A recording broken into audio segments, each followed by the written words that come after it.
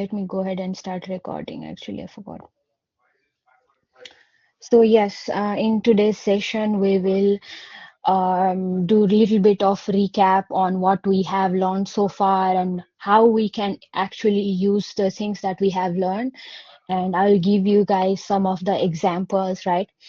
So for today's class, I was expecting more people, but I guess there is only 8 of you. I hope many people will join as we proceed. So for today's class, my it would be I would be happy if you guys could chime in and give any kind of discussion comments that you guys might have, and it will ultimately be helpful for you to get better grades, do better kind of assignments, and also just to show the assignments that you guys do for this class, you might be even able to submit a research paper with it.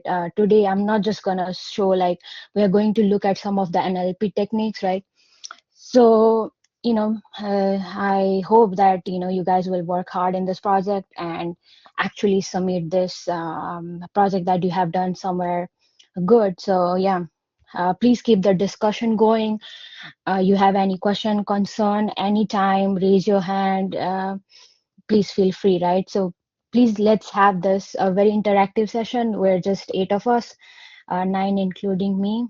So I guess that's it. Yeah, Daniel, please go ahead, unmute yourself and say what you have to say. Hi, can you hear me? Yes. So I had a question. So is the project itself just crawling like this selected social media site and extracting the data, and that's like the bulk of the project, or are we trying to like form a thesis and then use our extracted data to like support it or disprove it, or is it just extracting the data itself, the whole entirety of the project? Sure, that's a very good question. So, collecting data, like you said, crawling data, it would be just one part of it, right?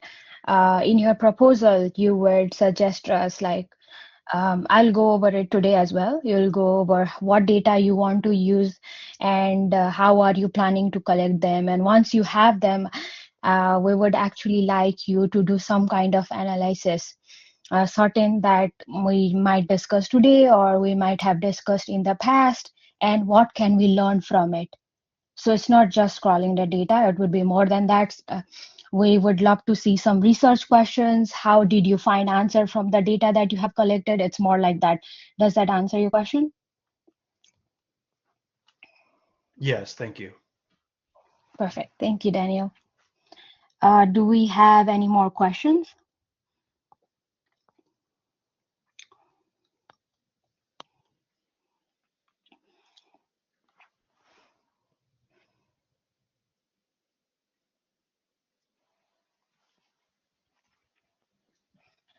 So,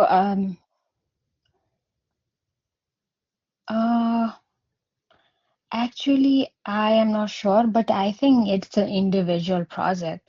Whenever I took the class, it was individual. But what I can do is, after this class, I can confirm with professor, and then I can text you guys in Blackboard or email all the students. Let's see. That's a very good question. I was not aware. Also, I wanted to say you guys one more thing. Like I said, I gave you guys some time to, read the project description and the assignment things that we have. So today in later half, if somebody is interested, they have certain ideas that they need feedback on. Today's like the later half of the class, we can utilize it for that as well. Again, very democratic process, only if you guys are interested and if somebody would like to share that. Perfect. Um, so I think you guys are aware, right? I'm the TA as well. So please make today's class very interactive. Again, it's very good for you guys as well, to understand the assignment or to in general, like, it really helps in understanding what social computing about. It's everything, those kind of thing. And ultimately, I think it will help your grades as well. You will do better project, and then of course there is, I think, certain score for the class interaction as well. So please, please, please, it's my humble request, please keep the class interactive. Anytime you guys want to chime in, raise your hand and start. So with that, I think it's 6:09, almost 6:10. So we did wait for those people for a while, for whoever didn't join. So let me share my screen and get started on today's class.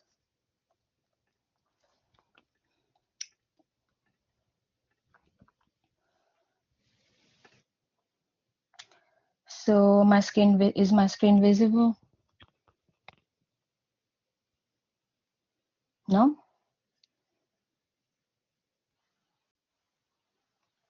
Perfect, thank you. Also, I might not be able to see the chat while I'm presenting. So please, just unmute and yeah, yeah, I can see you. Okay, sure. Thank you, Richa. So again, while I'm presenting, I might not be able to see the chats. So guys, please just unmute yourself and you can say, whatever you have to say. So I'd like to start by introducing myself again. Hello, everyone. I am Marina Gurung. I am PhD student in Department of Computer and Information Science. I am also graduate research assistant in Cosmos Research Center, working under supervision of Dr. Nitin Agrawal, who is the professor for this course. So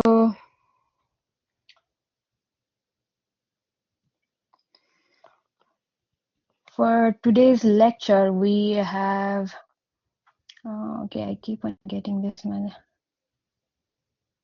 We're sharing the application right now, not screen, the application as in, which application? You can only see the Blackboard? Is that it?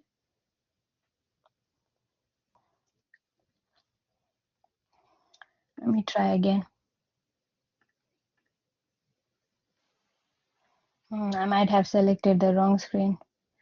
Give me a second.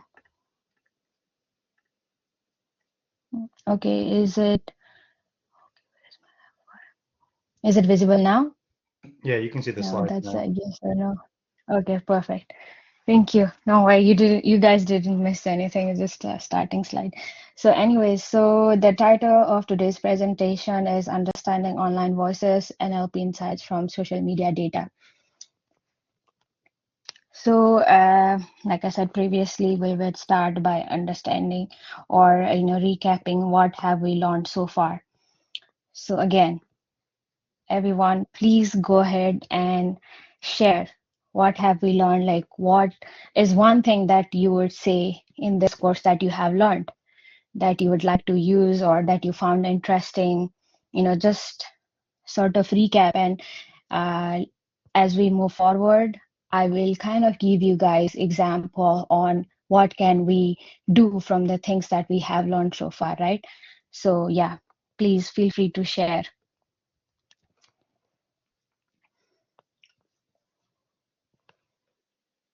So you guys have learned that. Anybody would like to answer? I thought it was Just in interesting. general, one point. Yeah, please go ahead. Yeah, that like most websites we use day to day can be scrubbed. I guess I just figured something like Twitter would be easier since it's more like a call and response platform. But we talked about like YouTube and stuff like Instagram with like multimedia, and although the methods may be different, that looks like pretty much Mm-hmm. everything uh, can be scrubbed for and compile data on. Mm-hmm. Daniel, thank you. Right, you found that we can scrape data from different platforms, even though certain felt accessible to you and certain didn't, but we can still crawl it. So the data collection part you found really interesting. I Is really that it? found the graphic Mm-hmm. theories and network analysis was interesting. I just didn't Mm-hmm. realize there were so many different ways to look at data and to manipulate it into different formats. Mm-hmm. That's right. So you like the graph theory and the network part of social computing, right? Right. So maybe, you can incorporate, there are different type of network studies that has been done. If you are interested, you can write it to me. I can point certain that we have in our lab or certain, pioneer studies that have been done in this kind of network related studies. These are very interesting. Definitely, I think network is one of the major part of social computing, and it does tell us a lot, like how information spread. Some of my projects are regarding that, how information spread, how toxicity spread, and this kind of thing. Us as a person, not just as a student of social computing, I mean, it will be really interesting, right? Some of the studies that I did was like, how misinformation was spreading during COVID, and what are the different measures that the policymakers took to, kind of remove the certain nodes in those network, and how it helped in reducing the misinformation. So this kind of studies, again, very interesting. I'm glad you liked it. um, is the project that you are looking into relating to it, or is there other ideas that you're exploring? I was thinking I could do like Reddit community structuring. I was also Mm-hmm. thinking, going another route would be I'd really like to do YouTube cybersecurity education network analysis, just to kind of vet Mm-hmm. the sources and just see like compare and contrast the successes that people have had from using it. Mm-hmm. Mm, I think you're really way ahead, so maybe we can discuss some of your ideas in the later half. Thank you very much for sharing your thoughts. And Richa says she learned about type of graphs, data scraping, YouTube services, and block tracker, right? So anybody else? Anybody?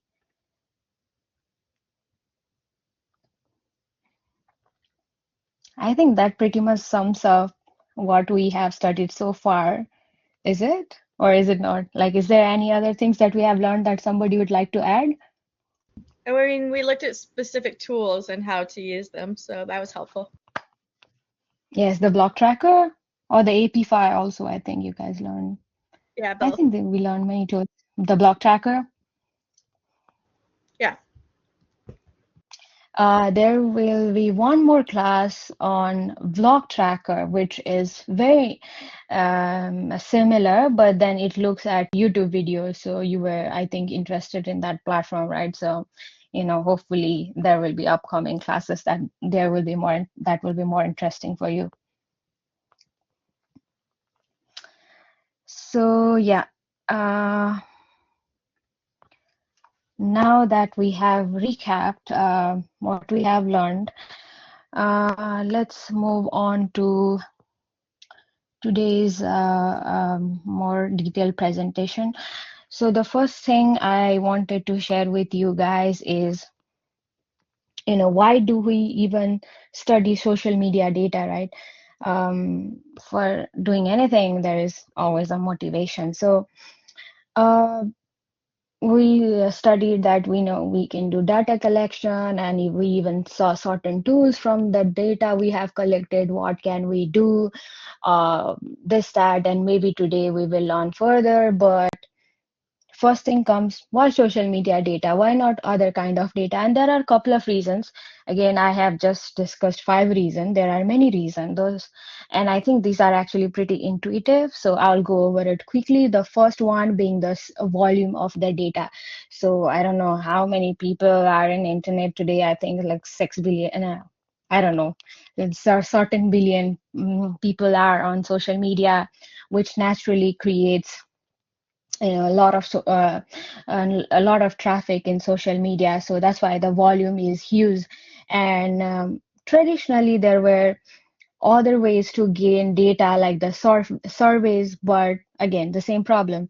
Surveys would be slow, required more manpower, and there comes the issue of analyzing the data that's collected by human, this that, so those kind of things.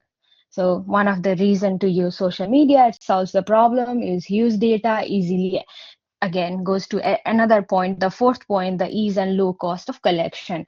Like you guys have said, you have learned multiple ways to collect data from multiple platforms. So again, the question of accessibility. So you are getting volume and accessibility easily. So those two are some of the reason why you use. And the other one is the real time and continuous. So if you look at something like surveys or like first-hand data collection, these take a lot of time. And for example, even the example of COVID, you would want to know in real time what's happening, because if you are learning about what are people thinking about that thing, or like what are the misinformation regarding it that's spreading, and you want to know, but it has to be real time. What is the point of knowing so what the misinformation is spreading if you cannot control it, or if you cannot understand which actors are responsible for sharing this kind of misinformation, right? So another is the richness and the authenticity. So you can know different kind of you can collect different kind of metadata. So the usernames and what the posting pattern of that person, like the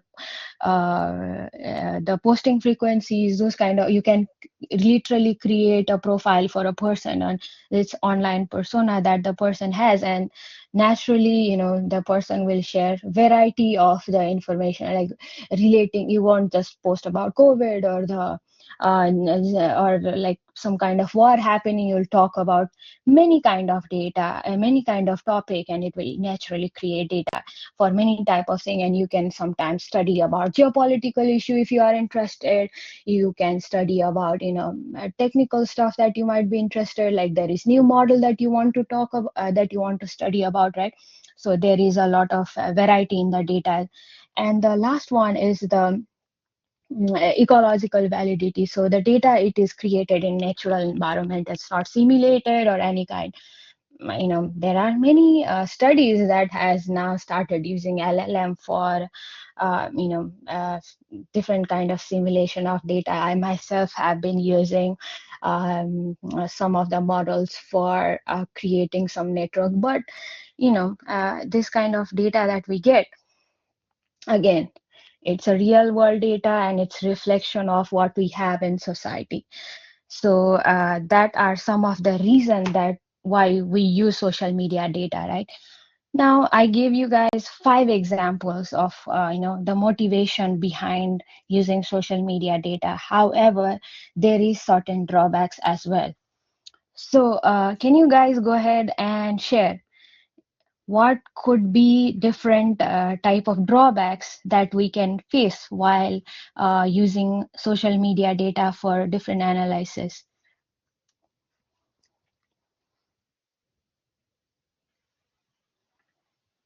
Do we have any answers for this? Okay, we have a chat, I believe. Yeah, that's definitely true. There will be a lot of noise. You want to you want to explore about certain topic, and then because of uh, for whatever reason, the sarcasm, or like if you do clustering or those kind of thing, it might get mixed up, and you might be analyzing data about different topic. That often happens. And I think Haqqani, he also is a cosmographer, and I'm sure he has gone through those kind of problems, hence he's mentioning it here. So anybody would like to add other than the noise?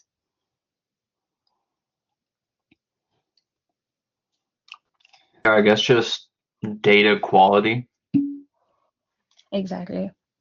The data quality again. While I said like it has richness and variety, of course the data quality sometimes, it's user, right? So you never know what kind of data that they are posting, and it might be available to us, might not be available to us. Sometimes the API, the endpoints that we are using, it doesn't give complete data. That's also one of the reason, drawbacks of using social media data. The bias and the representativeness, yes, definitely we will talk about that today as well. That is true. And one more I'd like to add is amplification, like the use of bots. um, while I said that it is reflection of society, today it's a narrative war, it's on social media. So certain group of people or certain organization, uh, they like people to think, that they're correct, and whatever narrative that they want to spread, they often do it in a malicious way, using different kind of bots, or even using, organized crimes and this kind of thing. So which might not be the actual reflection of what we are trying to understand, and it might divert our study. So there has been like some studies which helps us in filtering this like bot generated content and such, which is a little bit out of scope for this class. But at the end of this semester, if we have some time, we might go into that. And if somebody would like to explore that for their assignment, that's completely fine too. Hmm. Restoration changes or concentration.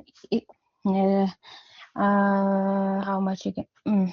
This is a very good point, and like let me give you guys one of the example in this. So uh, I was studying the COVID-19 and 5G related misinformation, right? So there was this topic while the COVID-19 was spreading, that, people say that, because of 5G, COVID is spreading and this and that.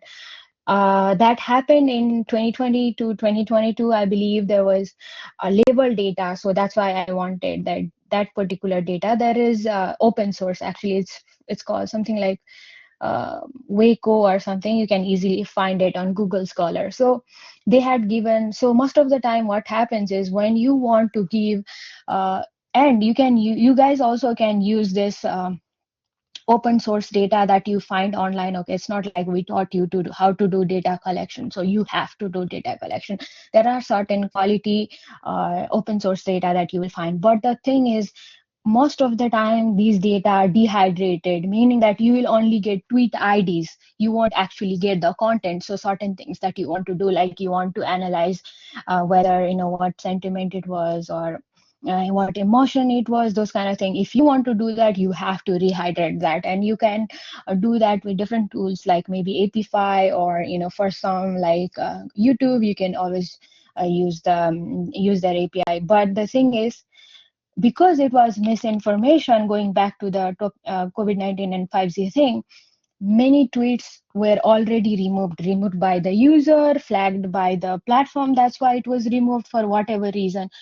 So my while analyzing, I noticed that the data set is heavily imbalanced.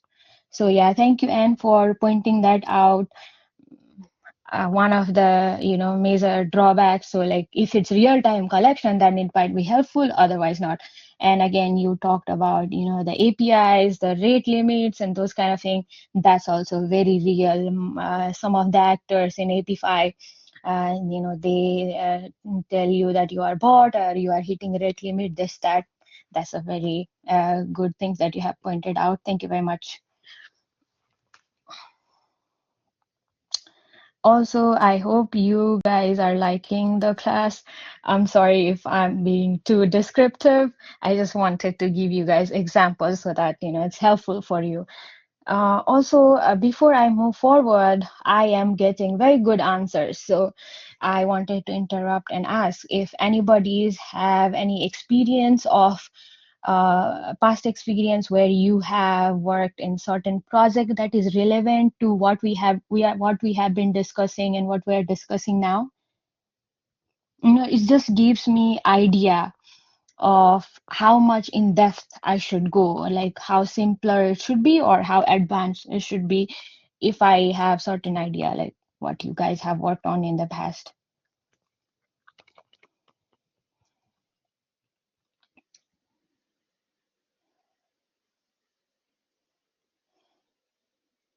Okay, I guess nobody has anything to share. You guys haven't worked on any such projects that's relevant. No, it's nothing from my side. Thank you.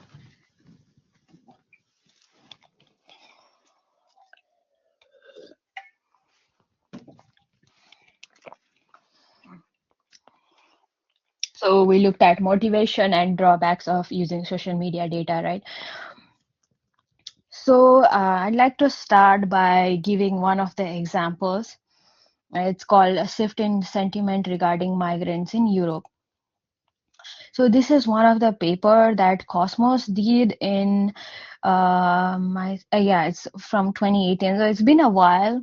There has been more advanced research on this topic, but I think this is one of the key examples that I want you guys to take away from today's lecture, right? So you should start with certain topic that you are interested in.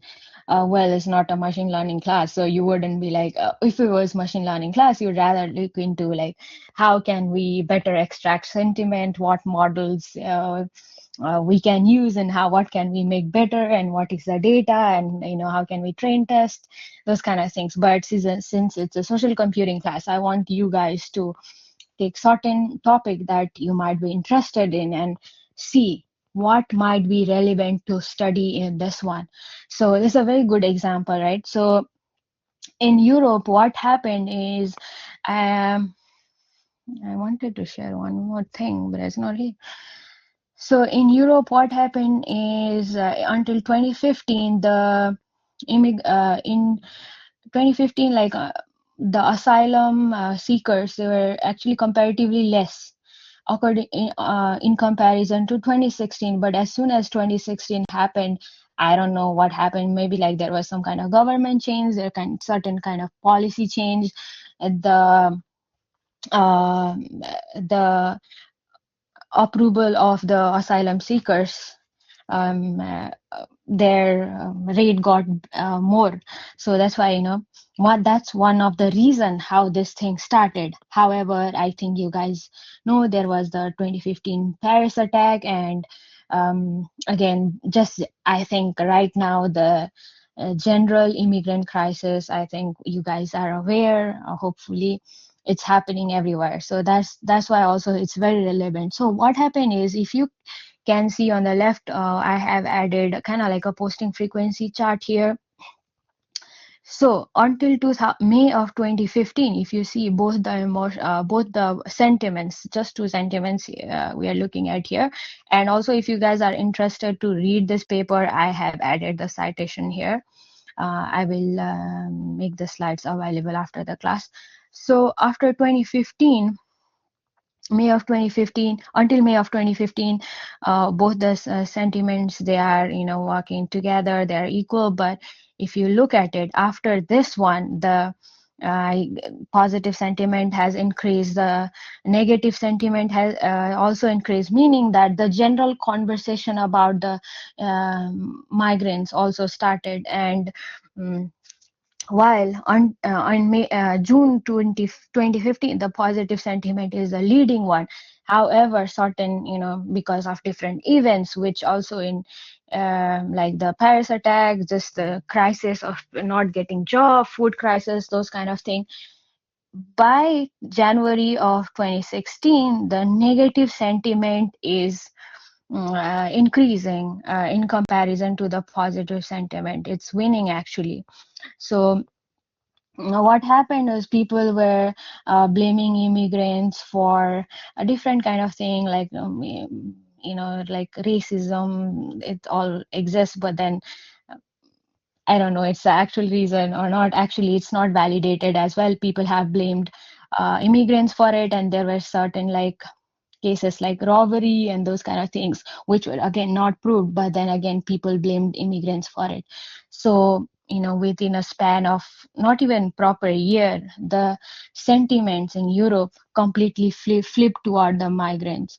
So this is one of the case study. It was done by Cosmos, or something that you guys might want to see. Is very interesting, right? So one of the thing that we can study is the sentiment from the data that we have collected and understand what is the public opinion. And later in the presentation, we'll also go through some of the common ways we can do the sentiment analysis. And again, this was done in 2015-16 data, and for some reason, the researcher of this paper found out that this topic was heavily discussed more in blogs rather than in other platforms. That's why this particular study is done in the blogs data. And also this analysis is done through the block tracker tool that you guys might have seen earlier. Now, the second topic that we have is analyzing emotional bias in YouTube China's Uyghur content. Just to give quick background on this topic, there is a place called Xinjiang, I believe, and then the Chinese government, being communist, they want one, one overall no religion kind of thing. And I believe the Uyghurs are Uyghur-speaking Muslims, and they don't want diversity among their people. So there is a concentration camp where they want to re-educate and those kind of things. Now, this particular study is done in YouTube. So what the researcher in this paper have done is collected the recommendation depth in YouTube. So by recommendation depth, what I meant is you watch a certain video, right? And while you watch that video, there were, I think they took 4 of those recommendation, second recommendation that they saw, so it's going to be incremental. So they looked at until the depth 4. So like one video you watch, therefore recommendation, and more videos of those recommendation that you have collected, right? So that's I am not sure whether this slide is clear or not. So they have looked at how as each depth, how the emotion changed.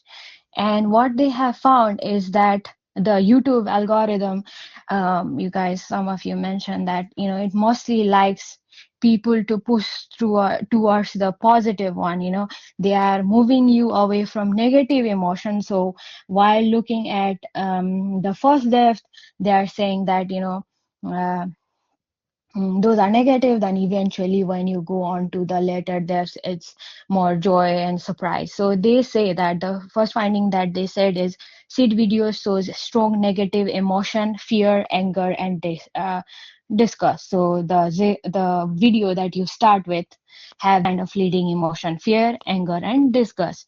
The second point, I think we have already discussed, recommendation deepens, negative emotion decline, and positive ones, the joy and the surprise increases. Again, one more thing in this is a particular case study relating to the China Uyghur content, right? It might not be relevant in something else, some other case study like the migrant crisis that we said might not be relevant to the results might not be relevant to that.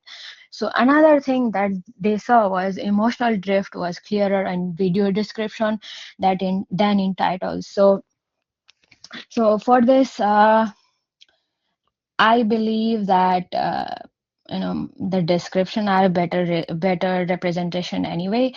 But we did some paper like this in the past where we looked at the actual content of the video. Like what we did was we collected this video similar ways, but then we looked at we transcribed those YouTube videos, extracted narrative from it, and we compared like what is the toxicity of the title and what is the toxicity of the description. And what we found is often the metadata, like the title, is more toxic than the actual content itself. So I believe that the descriptions are more comparatively more representative of the content. And the fourth finding they have said is algorithm biased recommendation towards a positive emotional content, which I think is a little bit repetitive, but yeah, that's the finding that they have found out. And again, this is one of the paper that we have done here in Cosmos. Please feel free to check and reach out to the authors or us if you have any question or concern that you want to discuss. So this is also in the same content that they have looked at moral bias. I believe they have used that EMFD library. Maybe we will discuss about it later, but again, same 0, 1, 2, 3, 4 depth. And here we have two. Okay, I have only added vice, but there's like this is just an example anyway. So there's like vice and virtue whenever we look at the morality. So like harm would have other side that would say like the care, right? So those kind of things. So the findings that they have suggested is the seed video showed high level of moral vices like harm, cheating, betrayal, degradation, subversion. So again, it matches to whatever we have seen in the past. So the seed videos are more negative in general, right? And the other finding is that the moral vices declined steadily as recommendation that increased. So again, it supports the previous findings that we have had before. So the decline was faster in video titles and slower but consistent in description. Like I said again, is better in the description. That's personal, like what we have found, what I have found based on my observation. So, you know, often sensational, so it might be up and down depending on what the content creator like to do. So but however description they are more consistent. And finally the algorithm reduced morally charged content over time, suggesting bias towards morally neutral material. I don't know, I think this kind of supports what we saw in the previous example where they wanted it to be more positive, and here also they are saying like more neutral rather than the negatively charged. Again, especially this is in this context. So the authors are saying that the algorithm, the YouTube algorithm in this case, is more biased towards positive content. They want to push, if you might start with something negatively charged content, but by the time you are in the fourth recommendation that you are watching, you might was something more positive than what you started with, right? So we discussed sentiment, we discussed emotion, we discussed morality. Some of the things that you guys also would want to incorporate in your project is like, what are the different emotions that we have looked at? Again, I believe most of you are computer science or like at least information science students. So uh, you should be able to just research and find like some other classes that we have used, like the anger, disgust, fear, joy, neutral, sadness, surprise. There is actually like certain like emotion model that there is, which is like a pioneer. That's why all of us use that. But even myself, in our recent study, we used LLMs to do the emotion analysis, but then we used same classes, right? So again, depending on your case, you would want to like remove some, add some, but you need to have a solid background of a certain literature review, why you have used those class. And again, I think this one is described as defined by EMFD. I think there's like 3, 4, 5 we have discussed here, but I'm sure like I think there is 7 different classes that they have mentioned. So that was morality. Now we go more depth on looking at toxicity, this one. So I guess we don't have any questions so far for what we have discussed until now.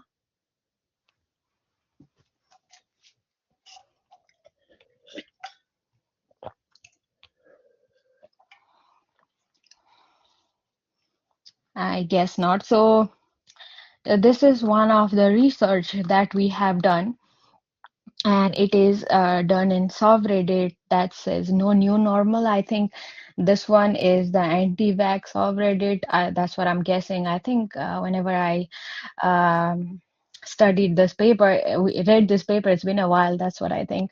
So anyways, so for this particular case study, the authors of this paper have used one of the model called Detoxify, and maybe we can discuss or read the paper later in the detail. But once they extracted the toxicity out of these Reddit texts that they had. So, they made a tree and they found that, topic conversation are wider, deeper, and larger than non-toxic ones. And toxic comments often provoke further toxic replies, expanding the discussion trees depth. So I think these kind of things, even you as a normal user, you might have faced it where most of the time, you know I think it's just human behavior too. If there is something toxic, you might want to clear that out, or you might want to add on to it. It could be just a shock factor. People go and keep on discussing about it, and then sometimes whenever it's more focused on the solution or like different positive side, then people just don't like to reply. So one of the things that we discussed before, like how it is reflection of we as a human, as a society. So these kind of things, when we do so studies, we can see these things, right? So these are some of the case studies: sentiment, emotion, morality, toxicity. So these kind of things helps us understand what is the sentiment toward certain topic, what kind of emotion are people expressing relating to this topic, are the conversation related to this toxic or not, what is the network of the toxic people, who are this toxic community that is spreading this kind of information. So those kind of things we can study.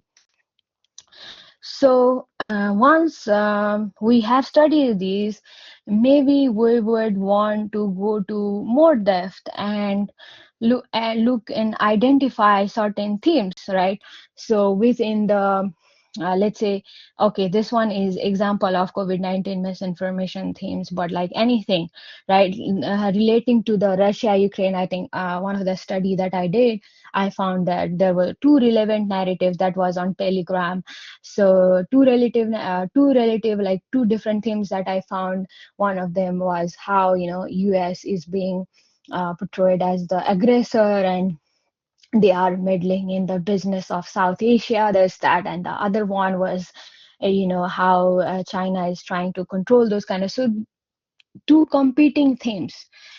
Once you study these topics and want to see, okay, what is the dominant topic in this, so how do we do that?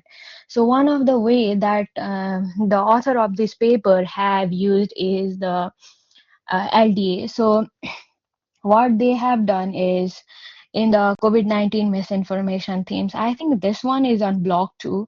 So they have identified a certain topic, but they have only discussed some of them.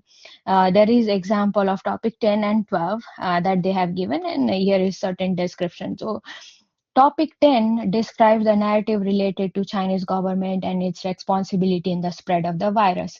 This story is represented an estimated 2% of the 243 stories collected. And the other one is topic 12 that talked about narratives related to personal health, scam, misinformation as a benefit of certain chemical.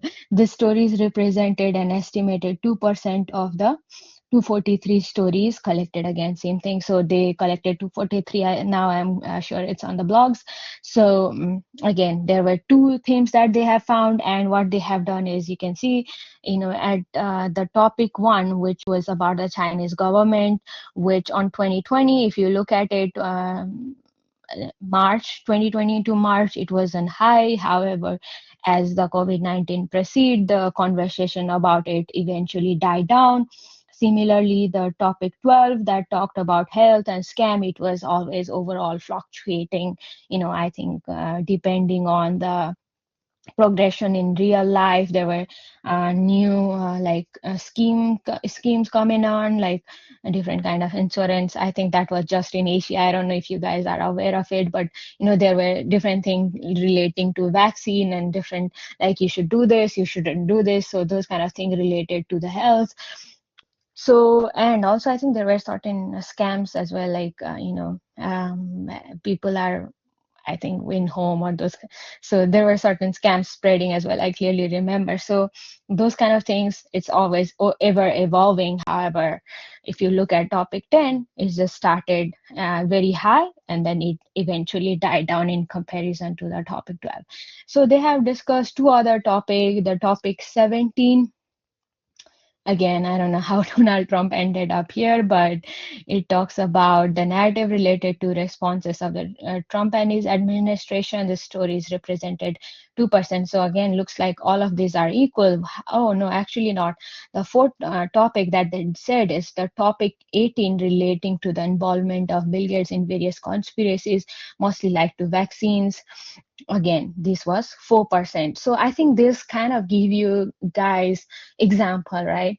You want to study certain topic and you want to see what kind of sentiment people have on this topic. However, you can do deeper analysis. What are the different themes that they have on this topic? Like it could be about the government, about the scams, about the certain influencer giving certain kind of remarks, certain kind of administrative policy that they have taken, or always, I think, during the COVID-19, the conspiracy was the highest. So you can see that it was 4% of the total data that they have looked at. So while I am showing you guys these examples, what I want you to also look at is how diverse example I have given. I started with blogs, YouTube, I gave example of Reddit. So again, there is this thing called multimodality. You would want to look at images and you would want to look at text. I didn't add the slide, but I did briefly talk about how we use the actual audio to transcribe it and actually use the content. Eventually, it was a text data. However, we were able to use the audio as well. Again, you can also expand your horizon and do multimodal analysis as well for your research. So that was some of the, there are very basic common examples that I wanted to show, that some of the work that we have done in Cosmos, or some of interesting social computing things that we can do by using NLP, right? So until now, do we have any question, concerns, comments?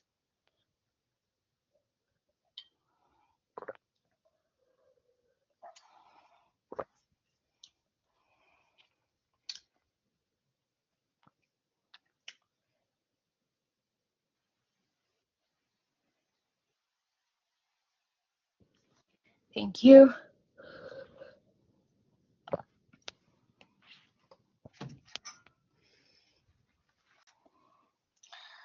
I guess that's about the response that I will get. What else? What else? I'm good, thank you. And so now that we have discussed what we can do, different techniques to do different kind of studies, I would like to touch upon a little bit of methodology. But before I say anything on this, I would also like to add that, I believe most of us here are computer science, information science, or the information quality student, right? So, this kind of, I don't know how deep you guys would want to go on your research for this subject, but, like most of these models that you'll probably use, these are readily available. You will find numerous tutorials in YouTube or like different blog platform. I think you should be able to find it. So, before you do these analysis, there is like certain common data pre-processing techniques you use. I think you guys are already aware of it. However, I would just like to go just in detail. The tokenization, the stop word removal. I mean, I do we need to discuss why do we do stop word removal? I'm not sure. Let me know. And of course, the lower casing, lemmatization, punctuation, I think is very important. I have had problems where I was not able to correctly identify certain keywords or certain clusters because there was variation in the way people wrote these things. So handling missing data, there are numerous ways you can do that, be it on text or depending on the type of data, text or like numbers, those kind of things. So another is text normalization, and of course if you want to use certain models like the bot models, then you would want to do vectorization. So those kind of things. Do we need to go on more detail about these things? These are just common data pre-processing that you would do before you do any kind of analysis. Again, you don't need to do all depending on what data you have, what model you would like to use, and what is the ultimate analysis that you will do. You will pick and choose certain pre-processing technique.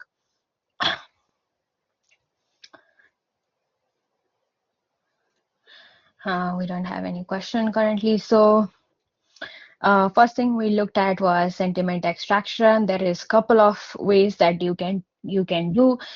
Okay, there is a comment. Well, uh, what pre-processing challenge are unique to short informal text like YouTube comments versus? I wouldn't say like there is problems in terms of like if the text whether long or short, just in case, just in pre-processing. But I would definitely say like later when you do certain analysis, then it might affect. Hold on a second, let me read that question again. Short informal text like YouTube comments versus long form like uh, I just asked because I was mostly thinking of focusing on YouTube comments, and I didn't know mhm. how it would be different between the longer kind of forms of text. Actually, that's a very good question, but I don't think like just in form like pre-processing you would have a problem, but more like well you get the analyze the data later, or like something like a sarcastic comment, those kind of thing you would want to do the vectorization just because you understand that context. Because I think main problem with the short form of text is like you lose the context again with short or like sarcastic type of comments, right? So yeah, I would suggest like you definitely use those models that are context aware. So those kind of model would require you to do vectorization, or like yeah, I mean you would do stop word or those kind of things as well. But there is not much like challenges when it comes to like just in pre-processing, but you might want to look more this while you analyze the data itself. Okay, thank you.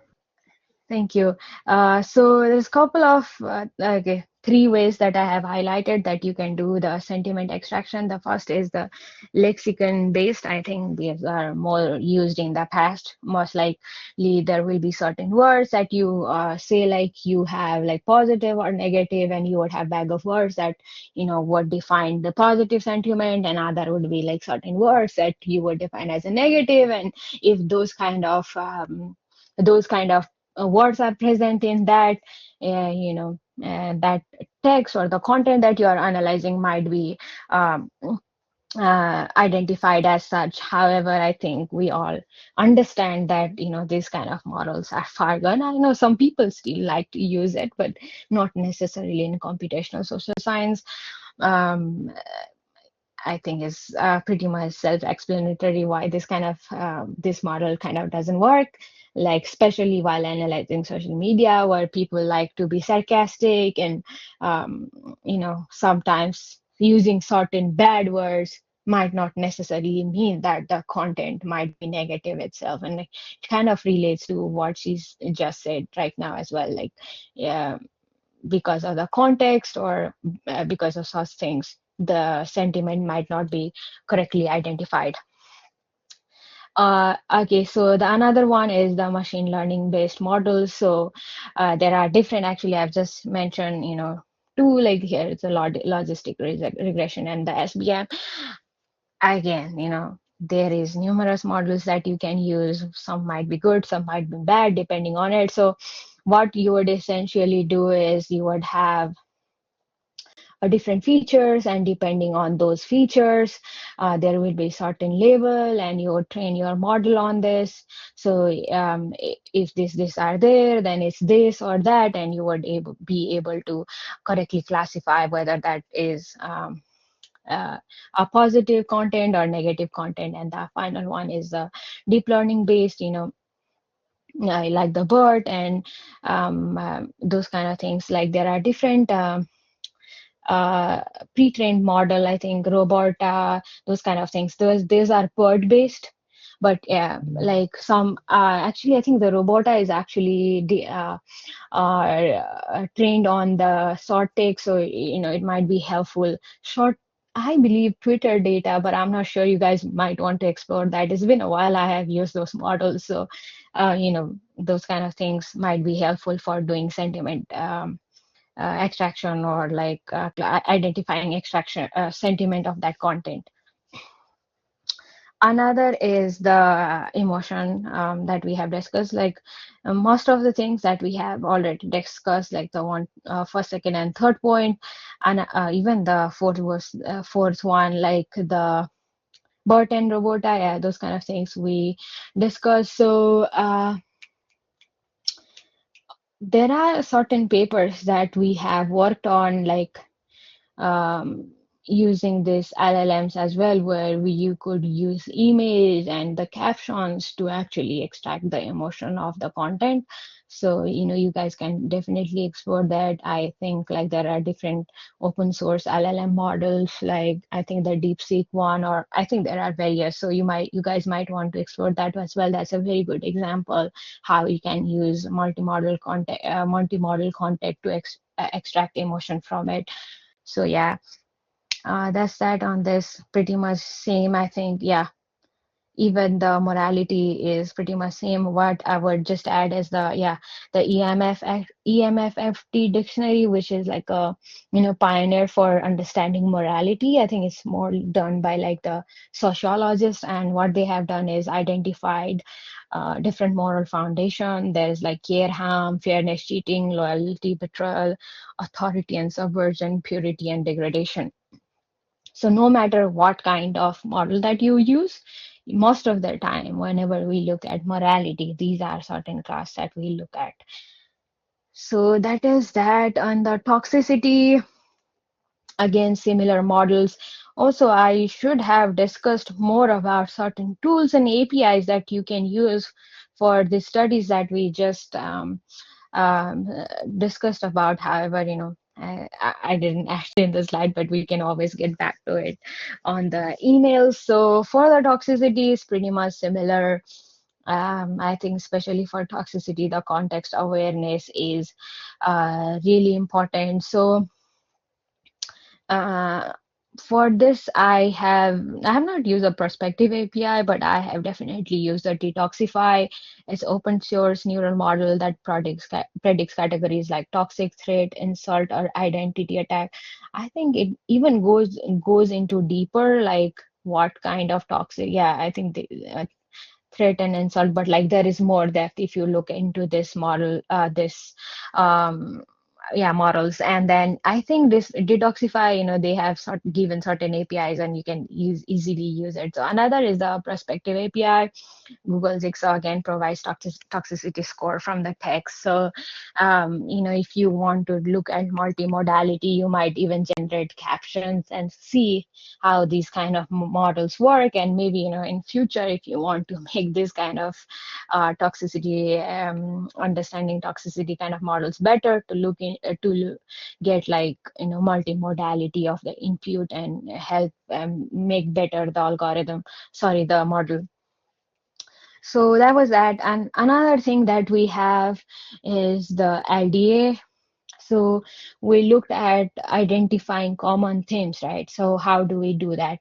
One of the most popular one is called LDA. Now LDA, they say that it is technically for longer form of content, and there is another one called like GSTMM or something.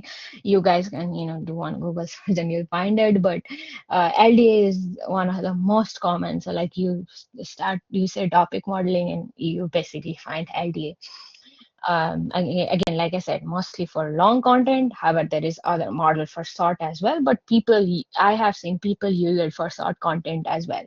So LDA is a topic modeling algorithm that uncovers themes, topics in a collection of document, and is of this document content multiple topic.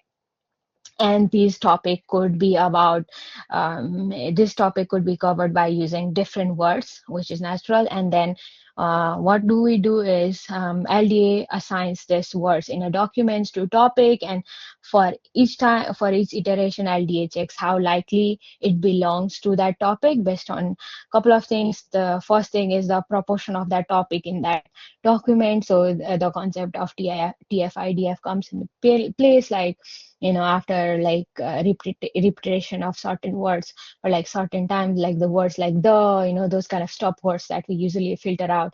So those kind of things, even though those words are max used, it might not be the topic, that might not be the topic. So those kind of things. And then, once they find out the relevant topic, then the next would be uh the algorithms repeat. Yeah, okay, so you keep on updating this kind of things, and then you finally come up with, okay, these are the main topic, and it's just like probability, right? These are the topic, and in this topic this particular word is mentioned this time, so it will basically be like a distribution. So I think this link that I have added is from Medium, but it's a very good tutorial.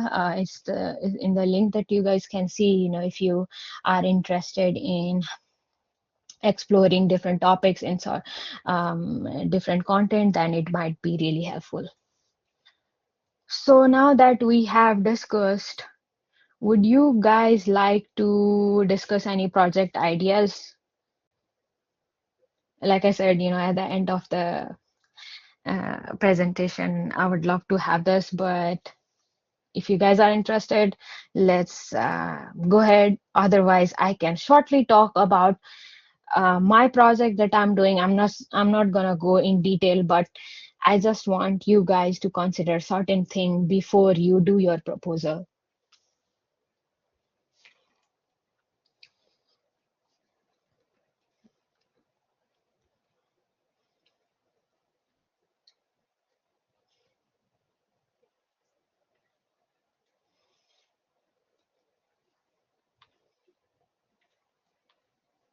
That's perfectly fine. After this class, I hope that you will, think about it and let us know. And again, we are open for any discussions that you want to do.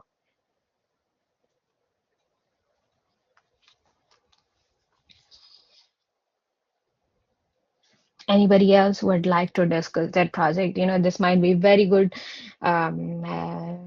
opportunity for you guys. Just discuss and then get feedback instantly. Can you hear me now? Cybersecurity. Oh, sorry. Yes, yes, yes. One of the things that I'm really interested in is like the entire personalities that are created on Instagram that are completely AI generated.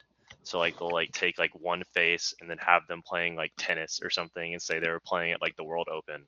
Like maybe not that Mm-hmm. dramatic, but like completely artificially generated like personalities. And I would Mm-hmm. love to do some sort of sentiment analysis on the reaction people have to content like that.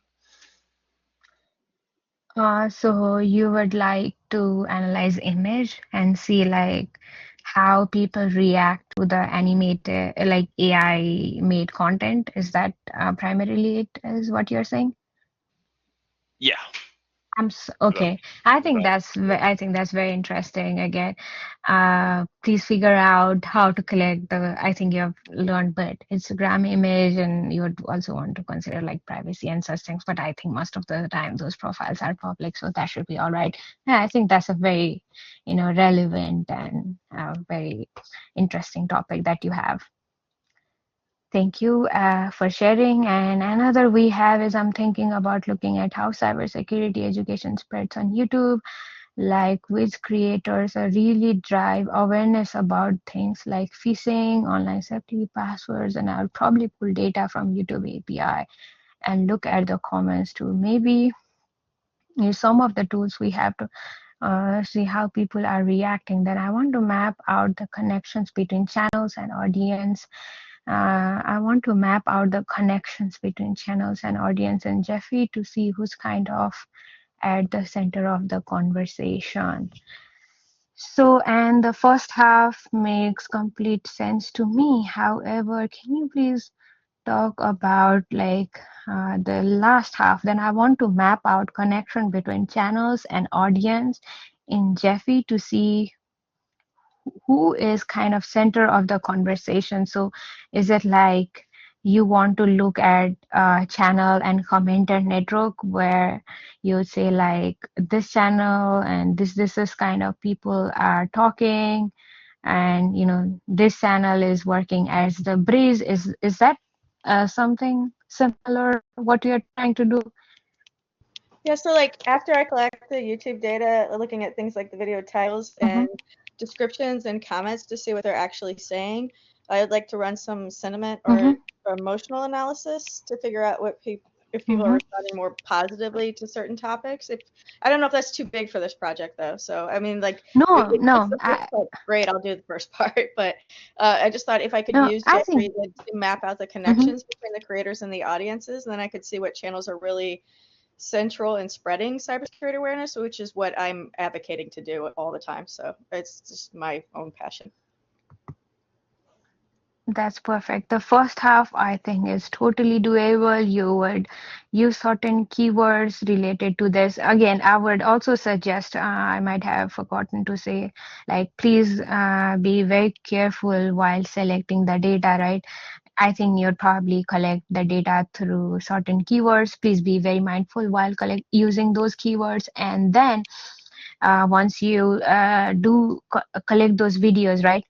Try and do like a very rough LLM based relevancy check, because you want to look particularly at cybersecurity education and those kind of things, especially the thing that you're saying you would only be looking at metadata, right? The title and the description. So those things might collect the data. Again, we talked about it, the noise. So the keywords that you have mentioned about cybersecurity, that might also get you noisy data. The in the description it might be there, but it might not be necessarily about the cybersecurity education. So you might want to be careful about that as well. So after that, I think it's pretty much straightforward. You would have the data, you would look into, this is the like, I don't know, you want to compare how the sentiment in the video and the user, whether it is resonating to the user or not, or just in the user comments? Just in the user comments or in the video comments. Yeah, that makes sense. Yeah, I think in the videos, most of the time sentiment will be neutral, like they're just talking about this, yeah. So yeah, that makes sense. And the second half, whenever you are saying connection between channels and audience, and especially that you want to see in YouTube, so you might want to be a little bit careful on that. That might require a little bit more of pre-processing, because I don't know how YouTube gives data So, you might not be able to see who are the followers, subscribers, we cannot see, right? So you just look at the commenters. Actually, yeah, you said that. Right, the commenters. Yeah, yes. So yeah, that makes sense. Thank you, Anne, and I forgot your name. Thank you for sharing your project ideas. So I mean, it's pretty late from how much we usually take this class. So I'll briefly talk about my project. It's about understanding narrative in social media. Why do we study them, and why it is important to study. So um, rather than what I have actually written here, I want you guys to more be like take key away that there needs to be motivation why we do certain study. So narrative, it used to spread slower, like through this kind of things like murals, arts. However, due to the use of social media, it has become faster, and the way how these things are spread and then how it did evolve, it has changed drastically. So it's very important to understand this kind of things. And again, certain organization, they like to amplify certain kind of narrative depending on what bias they have. So those kind of things, right? So that's why we would want to study narrative in social media. Now, in this project, I wanted to see what makes a narrative spread. And again, once you have the motivation, you would want to see research gaps. So these are certain steps that you can do in your project, right? So these kind of things are already being done while you look at narrative spread. Like people are so here I have used that people are only use hashtag or keyword and not actually using the content itself. And another thing was they were looking at single narrative in isolation. However, we found in our literature review is that narrative often spread in a competing environment. So there is certain narrative people would have competing narrative about it. So those kind of things. So these are certain research gap that I have highlighted. So what you need to find an interesting topic that you want to work on. What is the motivation behind studying that topic that you selected? What are the research gaps that you have? Okay, this thing might not have been studied, or you were curious about this, that, and this is how you will feel that research gap, right? So after that, you would outline certain research question that you would answer to. So this research question needs to be like very discrete, something that you can answer, like how do visual symbol affect narrative resonance. So I should, by the end of my research, I should be able to answer, hey, this is what I have found. So this is the way it affects the narrative resonance, meaning like this is what how people are how these kind of things are spreading, and that's why there is a resonance or not. So something that is answerable. So once you have these things, there are different methodology that you can research on. I'm just showing you guys the way. I'm sure you guys were more than capable to see like different methodology that they have, what different techniques that you need to use and such. So yeah, I guess that's pretty much it for today's class. So if you guys have anything other than that, I would be happy to discuss. Otherwise, I think we are good for today. Let me go ahead and stop it.